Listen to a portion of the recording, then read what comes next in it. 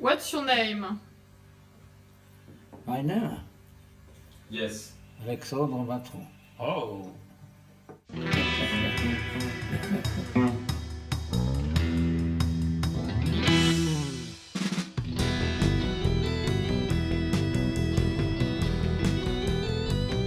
C'est que dit Wikipédia, version corrigée par son frère Jean-Patrick. Biographie. Il est frère de Georges Matron, 1930-2000, créateur de la géostatistique. Après avoir soutenu en 1949 un diplôme d'études supérieures sur la politique chez Spinoza, puis obtenu l'agrégation de philosophie en 1956, il part enseigner à l'université d'Alger en 1957, année où il quitte le Parti communiste, dont il avait été un fervent militant. C'est en Algérie qu'il décide de faire ses thèses de doctorat sur Spinoza. Il rentre à Paris en 1963 pour intégrer pendant 5 ans le CNRS, sous le parrainage de Martial Guéroult, afin de poursuivre et compléter ses recherches doctorales, qu'il soutient en 1968.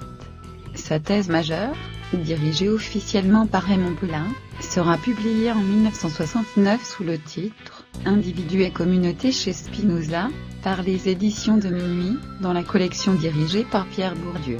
La complémentaire, dirigée par Henri Gouillet, ne sera publiée qu'en 1971, sous le titre Le Christ et le salut des ignorants chez Spinoza, par les éditions Aubier et Montaigne, dans la collection dirigée par Martial Guéroult.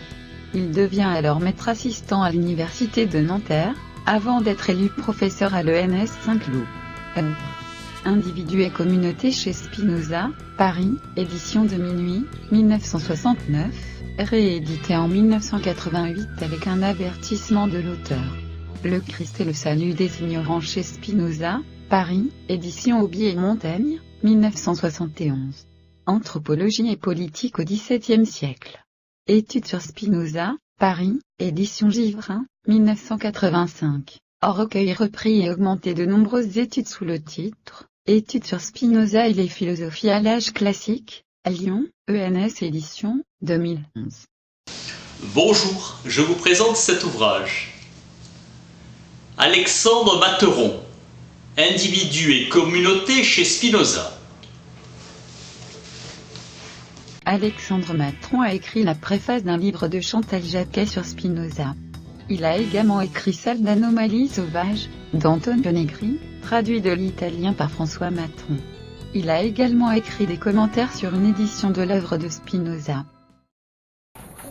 Donc, nous accueillons aujourd'hui pour cette nouvelle séance du séminaire Spinoza à Paris 8, Kim Sang-Hong Van Kung, ici présente, qui est une amie, une collègue.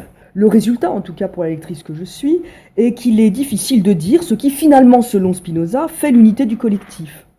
Est-ce que c'est la singularité des institutions d'un peuple dans sa dimension d'historicité, ou plutôt la spontanéité ontologique ou vitale des conatus, leur stratégie de résistance et d'alliance, c'est-à-dire la puissance de la, voire des multitudes, qui se constituent dans une politique du commun.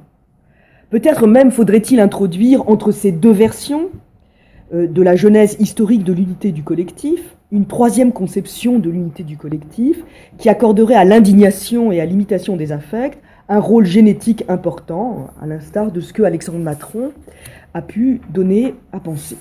Alors, le grand livre d'Alexandre Matron, Individus et communautés chez Spinoza, qui date de 1988, et ses études classiques montrent comment la perspective de Spinoza se distingue de celle des théories du droit naturel, de la fiction juridique du contrat et de la personne morale du souverain par son naturalisme éthique, par son immanentisme, pour lequel il y a une identité de la nature et de l'histoire.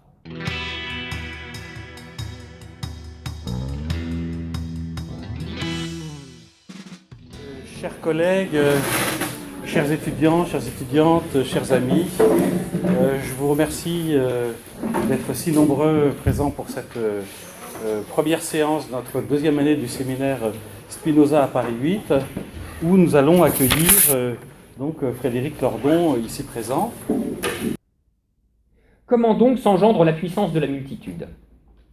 C'est à Alexandre Matron qu'on doit d'avoir élaboré la réponse à cette question, à partir des éléments épars livrés dans le traité politique, mais surtout à partir de cet énoncé, lui, tout à fait explicite, bien localisé et en réalité tout à fait central, il s'agit de traité politique 6.1.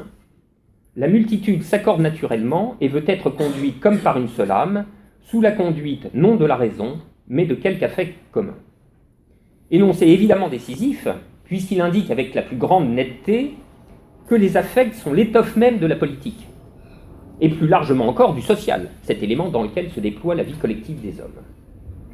Le politique, et même antérieurement à lui le social, sont fondamentalement affaires de passion. Mais comment l'affect commun sous lequel la multitude vient à s'assembler se forme-t-il? C'est à cette question plus précise que le modèle de genèse conceptuelle de Matron apporte une réponse. La scène primitive fictive nous figure un état de nature atomistique, et il suffit de dire cela pour que le caractère fictif de cette scène primitive apparaisse aussitôt. Car le social étant toujours déjà là, les hommes étant toujours déjà socialisés, l'idée même d'une atomistique sociale est une contradiction dans les termes, et une pure et simple absurdité. Cette absurdité, cependant, donne sa force à un argument a fortiori, puisque ce qui va se trouver établi ici, c'est que le social s'engendre endogènement jusque d'un état initial impossible, d'où il a été supposé absent. L'état atomistique, c'est-à-dire asocial ou antisocial, s'autodépasse spontanément pour produire le social.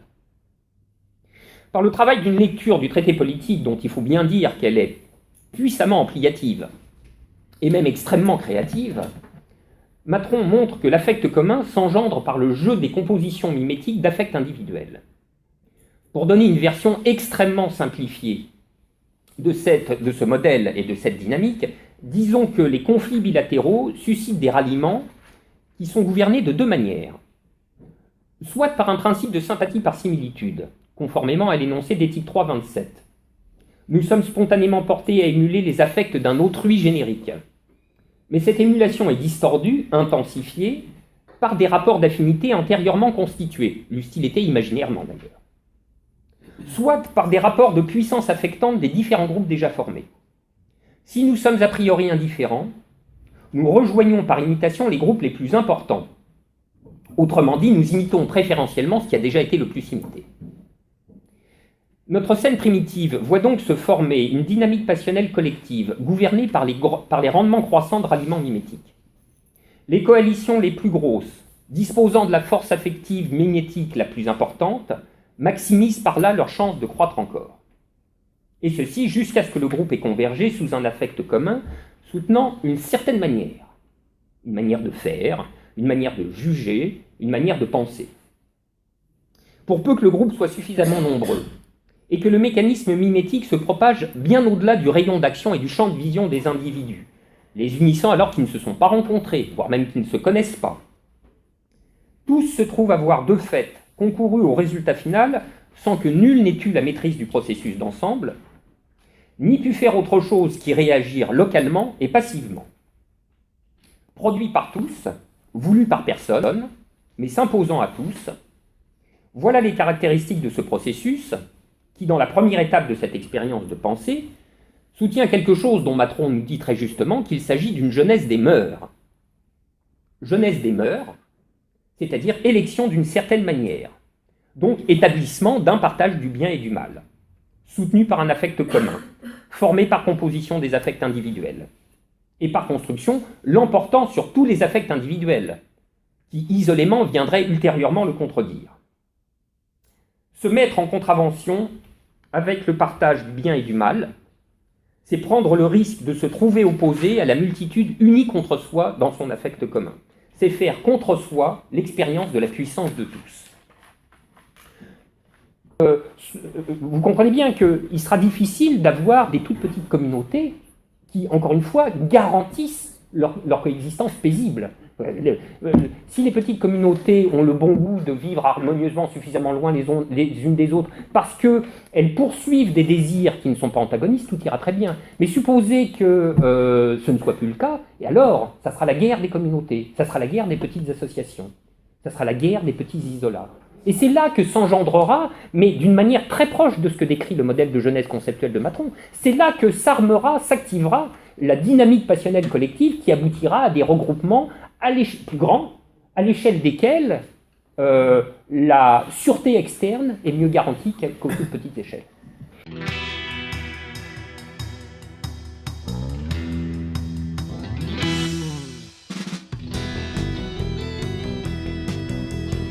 We're resuming without any break. I should just explain, if I could have your attention, I should just explain that the respondent, Laurent Beauve, is not here physically, but will be here metaphysically. And Charles Ramon will read his paper for him. So now I ask Stephen Barboni to proceed with his paper. Voilà, je commence. Grâce aux études françaises nombreuses, détaillées et approfondies sur Spinoza, ici, parmi nous, tous les philosophes connaissent bien les noms des spinozistes français les plus importants. Martial Gouraud, Alexandre Matron, Louis Malthusser, Pierre Macherey, comme aussi les noms de tous qui sont présents avec nous aujourd'hui. Étienne Balibar, demain, Pierre-François Moreau, Chantal Jacquet, Charles Ramon, Pascal Savarac, Jacques-Anne Legray et les autres. Plutôt, pour ces ouvrages qui ne se concernent pas directement Spinoza, par exemple, Louis Matron est très apprécié pour ses travaux sur le marxisme et non pour son spinozisme, même s'il a déclaré « Nous avons été spinozistes ». Mais attention au temps des verbes. Nous avons été spinozistes, non pas nous les sommes aujourd'hui. Et les travaux d'Alexandre Matron ont subi un même destin avec quelques traductions de ses articles, essentiellement ses études connues et par ses publications dans les anthologies. Tout a changé vers la fin des années 60 avec les deux grands livres sur les parties 1 et 2 de l'éthique par Martial Gouraud, mais aussi, comme l'a dit Pierre-François Moreau, avec le livre le plus remarquable d'Alexandre Matron, Individu et communauté chez Spinoza. L'existence de ce livre, largement ignoré par les anglophones, a conduit Louis Althusser d'abandonner son projet au cours de l'EONS Ulm sur Spinoza en 1972 pour un autre cours sur Jean-Jacques Rousseau, car, selon Ted Stolze, a déclaré Althusser, l'étude matronienne a déjà dit tout qu'on pourrait dire sur Spinoza. Ce grand livre d'Alexandre Matron, peut-être le plus grand commentaire de la philosophie de Spinoza, a ouvert de nombreuses études sur le problème de l'individuation chez Spinoza et la priorité, ou du primat, de l'État sur ces sujets. Laurent Beauve avait raison quand il a remarqué que l'œuvre de Matron a provoqué une double bifurcation, en ce qui concerne d'abord la rupture opérée par Spinoza lui-même au sein de la philosophie moderne, mais aussi une autre rupture, celle que la rupture matronienne a provoquée dans l'histoire contemporaine de la philosophie après 1968. Je voudrais parler, quant à moi ici, d'une autre bifurcation encore qui trouve ses origines dans la lecture matronienne, celle qu'elle provoque la question suivante. Spinoza, donne-t-il à lire une philosophie de l'individu ou une philosophie de la communauté? Métaphysiquement, même politiquement, quelle est la priorité des termes individu ou communauté? Alexandre Matron has had an AVC, and he has been ill, and how is in the hospital, and you have no more news. Je n'ai pas plus de nouvelles que ça. D'accord. He's how you know accident vasculaire cérébral. Stroke. Yes, we hope also, nous espérons tous évidemment qu'il ira mieux, oui, mais que we have some hope, but it's not very well. Donc je lis le texte de Bove. Je dois dire tout d'abord, donc dit Laurent Bove, le plaisir que j'ai à devoir jouer après cette communication le rôle de répondant. La raison de ce plaisir est double. D'abord, je connais Stephen Barbone, d'ailleurs Charles Ramon aussi, enfin, je veux dire, je me permets de le dire. En tant que Charles Ramon, j'enlève mon masque une seconde. Moi aussi, je connais Steve Barbone depuis longtemps. Donc, je connais Steve Barbone depuis son séjour en France, à Fontenay, pendant les années 90, où nous nous rencontrions à l'École normale supérieure le mercredi après-midi pour suivre le séminaire de Pierre-François Moreau sur le traité théologico-politique. Et c'est donc avec ce souvenir amical que j'ai pris connaissance de sa communication. La seconde raison qui me réjouit, c'est l'objet même du propos, à savoir la réception du travail d'Alexandre Matron aux États-Unis. Stephen Barbone a indiqué combien, malgré le petit nombre de ses traductions, le travail de Matron avait quand même, et encore aujourd'hui, joué un rôle important dans les études spinozistes états-uniennes.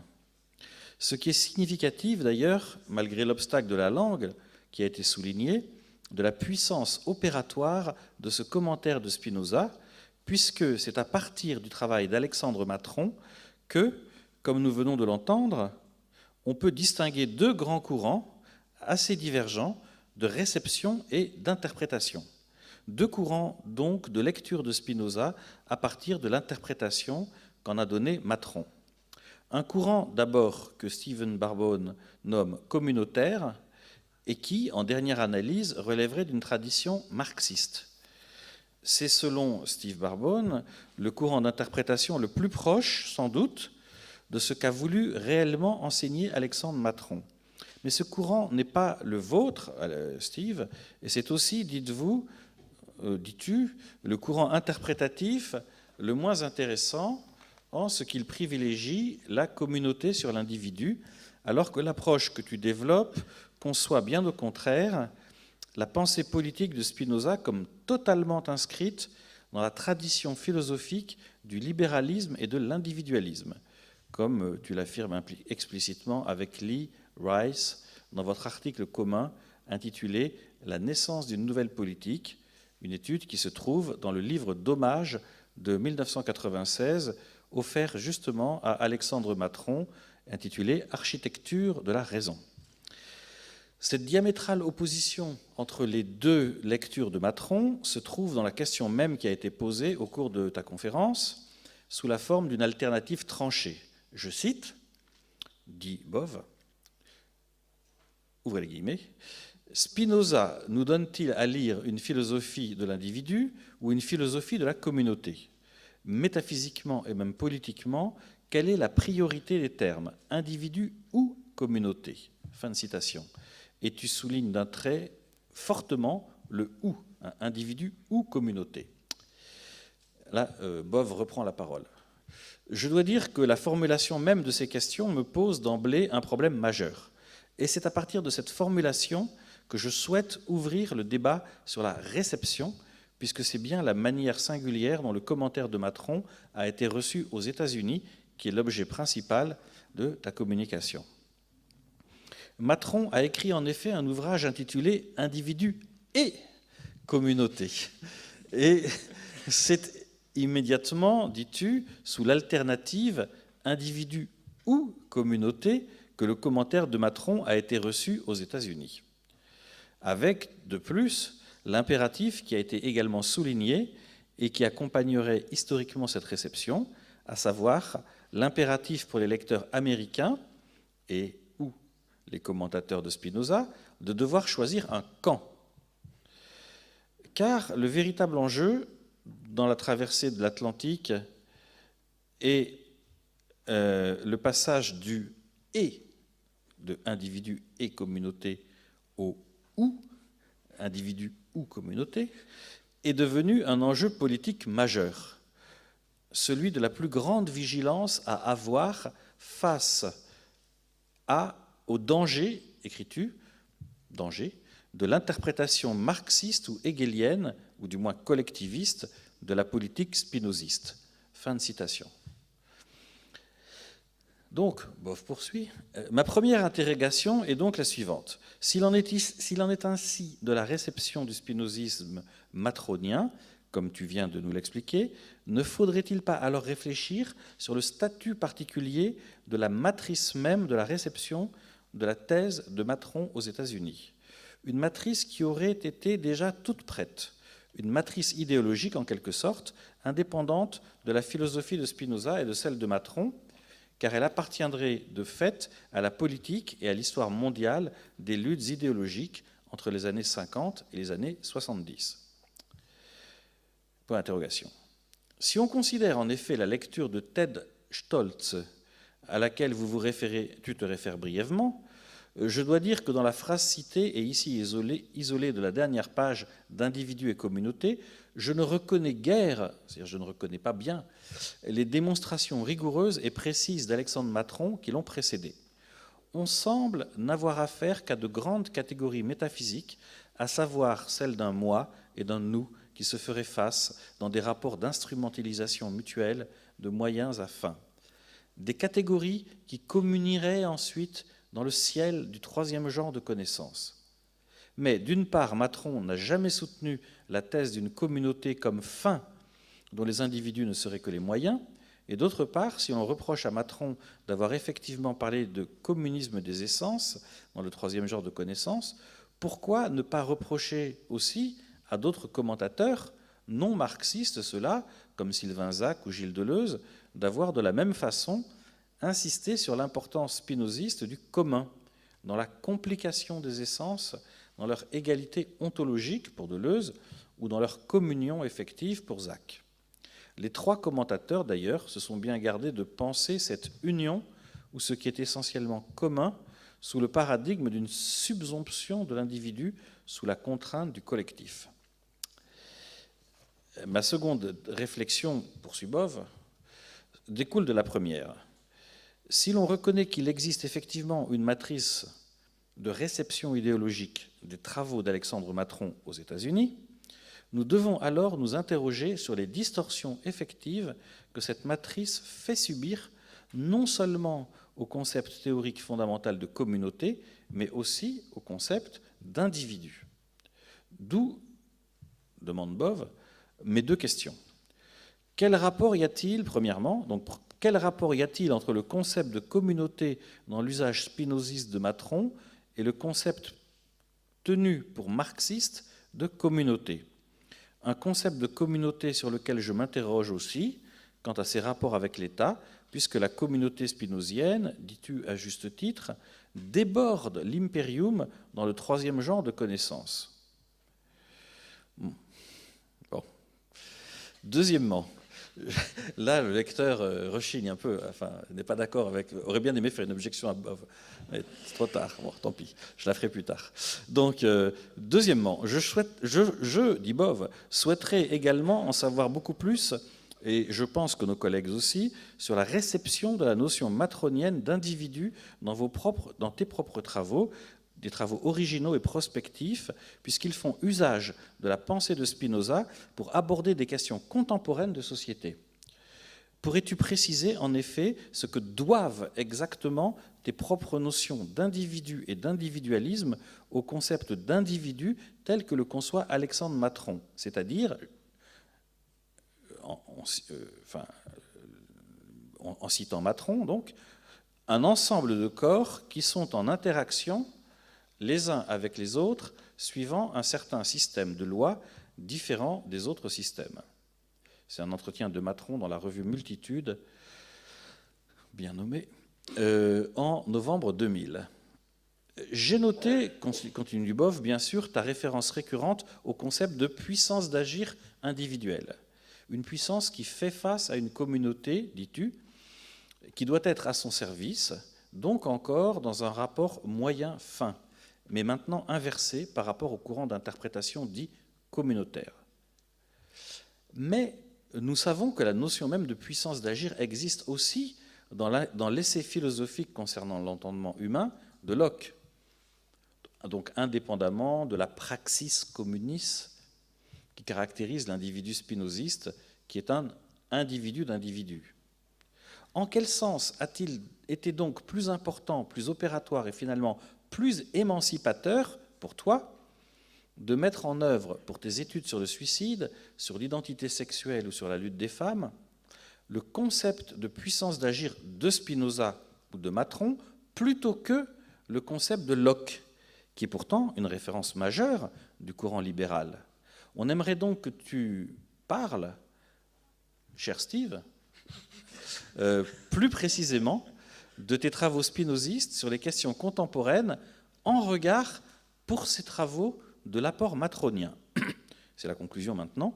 Troisième et dernière interrogation plus générale et qui se veut paradoxale, entre guillemets. Ce qui fait la force de la philosophie de Spinoza, aussi bien que du commentaire d'Alexandre Matron, n'est-ce pas justement de nous fournir les outils théoriques pour pouvoir nous libérer, en les contestant, des catégories idéologiques, aussi bien passées que présentes et toujours à venir, qu'enveloppent les deux notions massives d'individu et de communauté, et de leur mise en rapport instrumental moyen-fin. Deux notions dont fait usage effectivement aussi bien le courant marxiste que le courant libéral dans leur confrontation, mais que l'éthique de Spinoza, du moins pour la notion d'individu, nous aide à faire passer de l'usage ordinaire et polémique des mots au plan théorique de la construction des concepts. Donc je te remercie pour ta communication qui nous permet tous de débattre de ces questions.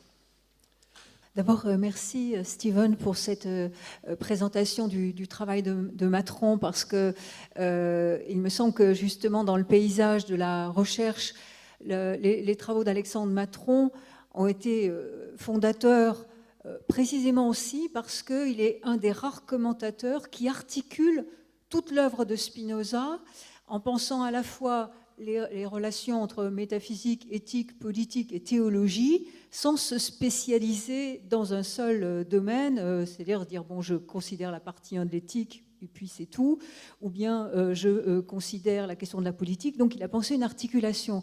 Et ce qui me frappe justement dans ta démarche, c'est que dans tes travaux, toi aussi, tu articules les problématiques, celle de l'individu telle qu'elle est pensée d'un point de vue métaphysique ou même, on pourrait dire, physique, dans ce qu'on appelle la petite physique de la partie 2 de l'éthique, avec des problématiques politiques et des problématiques même plus contemporaines, c'est-à-dire donc la question sexuelle. Et donc tu utilises finalement l'héritage matronien en le transformant précisément dans ta manière de procéder, et notamment sur la question des individus. Donc il me semble que du point de vue méthodologique, tu es matronien. Évidemment, après, du point de vue spéculatif ou philosophique, tu te sépares de Matron. Alors, sur la question de l'individu, je voulais peut-être poser une question qui a trait au fait que je suis d'accord pour dire qu'il n'y a pas d'état individu chez Spinoza dans le traité politique, puisque le concept ne figure pas. Jamais Spinoza ne dit que l'État est un individu dans le traité politique. On peut regarder toutes les occurrences, il n'y en a aucune. Bon. Donc en ce sens-là, on ne peut pas assimiler l'État à un individu. Mais est-ce que ça signifie pour autant que l'État est une abstraction? Alors ce qui me frappe dans le traité politique, c'est que Spinoza dit que l'État a un corps et un quasi-esprit. Donc il le reconnaît un corps, sans reste.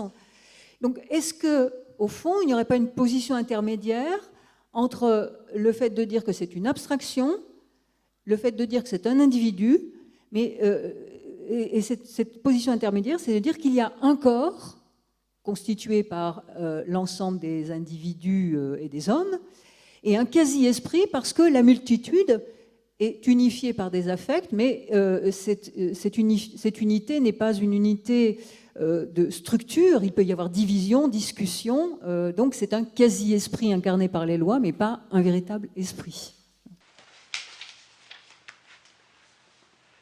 Alexandre Materon, Individu et communauté chez Spinoza. Lisez-le. Merci.